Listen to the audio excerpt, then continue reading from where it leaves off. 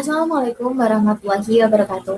Halo teman-teman semuanya, perkenalkan saya Poppy Dasuti Anugrahini, nomor absen 20 dari kelas TK 2A.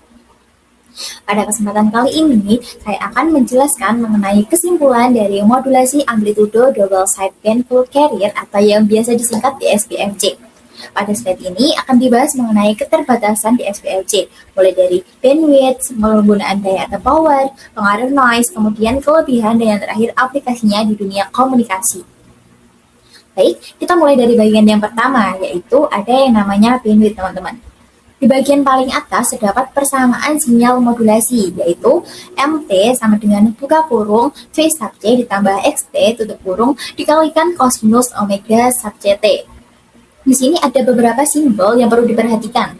Huruf W dibacanya bukan W teman-teman, tetapi baca omega. Jadi WC sama dengan omega sub C, XT sama dengan XT, dan VC sama dengan V sub C. Persamaan ini tuh sebenarnya merupakan persamaan dari dasar modulasi amplitudo, yang artinya sinyal informasi atau masih sinyal ST ditambahkan terlebih dahulu dengan aplikasi carrier V sub C. Setelah itu nanti hasilnya dikalikan dengan sinyal pembawa berupa kosinus omega sub CT. Dari proses inilah akan dihasilkan sinyal modulasi DSBFC. Kalau persamaan tersebut kita uraikan menggunakan sifat distributif, maka hasilnya akan menjadi V sub C kosinus omega sub CT ditambah XT kosinus omega sub CT, teman-teman. Mengapa persamaan ini dipisahkan menjadi dua bagian, Kak? Karena masing-masing komponen akan dianalisis menggunakan transformasi Fourier sehingga kita dapat mengetahui bagaimana sih bentuk dari spektrum sinyal frekuensinya. Sekarang kita lihat komponen yang pertama, yaitu V sub C kosinus omega sub CT. Hasil transformasi Fourier dari persamaan tersebut bisa kita tuliskan menjadi V sub CT dikalikan delta omega dikurangi omega sub C ditambah delta omega ditambah dengan omega sub C, teman-teman. Di sini simbol bacanya delta ya, yang nantinya akan menunjukkan adanya impuls dari frekuensi tertentu. Jadi hasil transformasinya menunjukkan bahwa carrier hanya muncul dengan frekuensi omega sub C dan minus omega sub C. Selanjutnya kita lihat dari komponen yang kedua, teman-teman, yaitu ada XT cos omega CT. Untuk menyelesaikan transformasi Fourier pada bagian ini digunakan sifat yang disebut frekuensi shift property atau sifat pergeseran frekuensi. Karena sinyal informasi yang dikalikan dengan sinyal carrier, maka spektrum sinyal informasi dia akan bergeser ke kanan dan ke kiri sebesar dari frekuensi carriernya. Nanti hasil akhirnya ditulis gimana, Kak? Jadi bisa tulis setengah kali X besar buka kurung omega dikurangi omega sub C tutup kurung tambah X besar buka kurung omega ditambah omega sub C tutup kurung. Ya, artinya spektrum sinyal informasi yang awalnya berada di sekitar frekuensi 0, sekarang dia bisa berpindah ke sekitar frekuensi carrier. Jika hasil transformasi carrier dan hasil transformasi sinyal informasi digabungkan, maka akan diperoleh spektrum lengkap dari sinyal di SPFC, teman-teman. Nah, sekarang kita lihat gambar spektrum yang ada di bawah ini. Di tengah terdapat garis yang paling tinggi. Garis ini itu merupakan carrier, yaitu sinyal pembawa yang berada tepat pada frekuensi omega sub C. Kemudian di sebelah kiri terdapat LSB atau lower sideband, sedangkan di sebelah kanan terdapat USB atau upper sideband.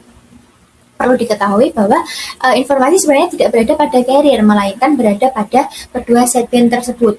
Carrier itu hanya berfungsi sebagai sinyal pembawa agar proses modulasi dan demodulasinya dapat dilakukan dengan mudah. Selanjutnya, kita bisa menghitung bandwidth dari sinyal DSBFC, teman-teman. Pada slide ini dituliskan bahwa bandwidth bisa diperoleh dari frekuensi tertinggi dikurangi dengan frekuensi terendahnya. Kemudian diperoleh persamaan, yaitu bandwidth sama dengan omega sub C ditambah dengan omega sub M dikurangi omega sub C dikurangi omega sub M. Nah, jika kita sederhanakan, nilai omega sub C akan saling menghilangkan sehingga hasil akhirnya dia akan menjadi bandwidth sama dengan 2 omega sub M, teman-teman. Artinya bandwidth yang dibutuhkan oleh DSBFC itu ada 2 kali dari frekuensi maksimum sinyal informasi. Jadi gini, misalnya frekuensi informasinya hanya 5 kHz, maka bandwidthnya harus disediakan 10 kHz. Jadi ruang frekuensi yang digunakan menjadi 2 kali lebih besar dibanding dengan informasi yang dikirimkan. Inilah alasan mengapa pada ini bandwidth yang dituliskan sebagai bandwidth inefisien, karena di SPFC membutuhkan bandwidth cukup besar sehingga kurang efisien dalam penggunaan spektrum frekuensinya, teman-teman. Lanjutannya kita akan menjelaskan ke bagian power. Nah, jadi gini, untuk keterbatasan yang kedua selain dari bandwidth, kita punya yang namanya dari sisi power, teman-teman. Di sebelah kanan ini bisa kita lihat bahwa power itu dia adalah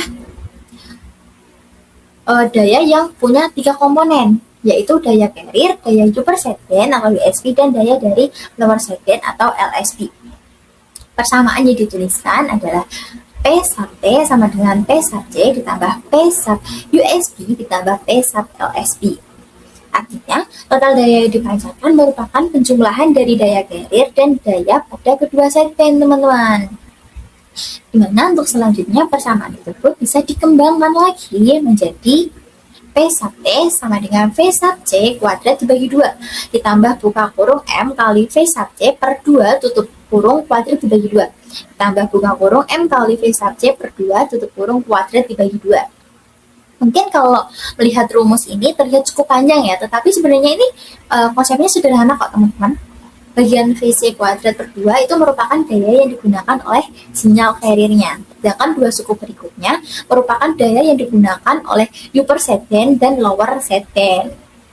Jika kedua persamaan sideband tersebut disederhanakan, maka bisa diperoleh bentuk yang lebih sederhana, yaitu bentuknya P sub T sama dengan buka kurung 1 ditambah M kuadrat per 2 tutup kurung dikalikan P sub C. Di sini tuh terdapat simbol M yang disebut indeks modulasi, teman-teman. Nilai indeks modulasi ini menunjukkan seberapa besar sinyal informasi dimodulasi sinyal carrier-nya. Semakin besar nilai M, maka amplitude sideband-nya dia juga akan semakin besar. Akan tetapi dalam modulasi AM, nilai M yang ideal itu hanya 1, karena apabila lebih dari 1 terjadi overmodulation, sehingga sinyalnya menjadi cacat dan informasinya tidak dapat diterima dengan baik. Karena itu, pada set ini digunakan kondisi maksimum, yaitu M sama dengan 1, gitu, teman-teman. Kemudian, nilai tersebut dimasukkan ke dalam persamaan, sehingga bisa kita peroleh, yaitu P sub C sama dengan 2/3 dari P sub T. Nah, persamaan ini itu sebenarnya adalah inti dari pembahasan power, teman-teman. Artinya sekitar 2/3 atau sekitar 66,7% dari seluruh daya yang dipancarkan ternyata hanya digunakan untuk mengirimkan carrier-nya saja. Padahal seperti yang sudah saya jelaskan sebelumnya, carrier itu dia tidak bisa membawa sinyal informasi, teman-teman. Informasinya justru berada pada USB dan juga pada LSB. Jadi dapat dikatakan bahwa lebih dari setengah daya yang dipancarkan sebenarnya digunakan untuk mengirimkan sinyal yang tidak berisi informasi, gitu, teman-teman. Kalau misal dianalogikan seperti kita mengirim paket menggunakan truk nih. Nah, misalnya berat truknya itu 2 ton, sedangkan barang yang dikirim itu hanya 1 ton. Nah, artinya bahan bakar yang digunakan itu dia lebih banyak untuk membawa truknya dibandingkan untuk membawa barangnya, teman-teman. Kurang lebih seperti itu yang bisa dijelaskan dari di SPFC. Nah, carrier-nya diibaratkan sebagai truk, sedangkan informasinya diibaratkan sebagai barang yang akan dikirimkan. Akibatnya penggunaan daya menjadi kurang efisien. Oleh karena itu, tadi dituliskan bahwa di SPFC termasuk power inefisien, yaitu tidak efisien dalam penggunaan dayanya. Nah, untuk selanjutnya kita masuk ke keterbatasan yang ketiga, yaitu ada yang kita sebut sebagai noise. Noise atau derau merupakan gangguan yang selalu ada pada sistem komunikasi, teman-teman. Gangguan ini dapat berasal dari lingkungan, perangkat elektronik lain, maupun gangguan elektromagnetik. Karena informasi pada modulasi AM dibawa oleh perubahan amplitudo, maka ketika amplitudenya berubah akibat noise, informasi yang diterima juga dia ikut berubah-ubah. Akibatnya suara yang diterima bisa menjadi pecah atau muncul suara desis, bahkan informasi menjadi sulit untuk dipahami. Nah, inilah sebabnya mengapa radio AM biasanya lebih mudah terganggu petir, mesin kendaraan, ataupun peralatan listrik dibandingkan dari radio FM. Semakin besar noise yang diterima, maka semakin buruk kualitas sinyal hasil demodulasinya. Nah, selanjutnya ada yang bisa kita sebut sebagai quadrature null effect. Selain noise, pada slide ini juga terdapat quadrature null effect atau biasa disingkat Q&A. Quadrature null effect adalah kondisi ketika terjadi perbedaan fase antara carrier yang dikirim oleh transmitter dan carrier yang digunakan saat proses demodulasi di receiver. Akibatnya, adanya perbedaan fase tersebut sebagai informasi yang harusnya dapat diterima menjadi hilang atau bahkan dia tidak terdeteksi sama sekali. Oleh karena itu, sinkronasi carrier antara pemancar dan penerima menjadi sangat penting agar informasi dapat diterima dengan baik. Lalu, selanjutnya apa, Kak? Nah, selanjutnya ada yang bisa kita sebut sebagai advantage. Nah, walaupun memiliki beberapa kelemahan, di SPFC ini tetap punya kelebihan ya teman-teman. Kelebihannya yang pertama adalah simple transmitter and receiver. Artinya rangkaian pemancar maupun penerima itu sangat sederhana. Komponen yang digunakan juga dia tidak terlalu banyak sehingga proses perancangannya menjadi lebih mudah. Lalu selain itu proses modulasi dan demodulasinya juga relatif sederhana dibandingkan teknik modulasi lainnya. Itu kelebihannya. Yang berikutnya ada yang namanya cost efektif. Karena rangkaiannya dia sangat sederhana, biaya pembuatan perangkatnya juga pasti menjadi lebih murah kan. Oleh karena itu, hal ini tuh menjadi salah satu alasan mengapa di SPFC banyak digunakan sejak awal perkembangan sistem komunikasi radio. Lanjut, untuk selanjutnya ada application-nya. Nah, dalam application ini kita lihat bahwa di SPFC ini sebagai aplikasi. Bisa kita lihat terdapat sebuah antena pemancar yang dia mengirimkan sinyal ke beberapa receiver, teman-teman. Hal ini sebenarnya menunjukkan bahwa satu pemancar dia dapat melayani banyak penerima secara bersamaan. Karena itu di SPFC banyak digunakan pada long distance communication atau komunikasi jarak jauh. Selain itu, teknik ini juga digunakan pada radio broadcasting loh, yaitu sistem siaran radio AM. Pada sistem penyiaran radio, hanya diperlukan satu stasiun pemancar saja untuk mengirimkan sinyal ke ribuan bahkan ke jutaan pendengar.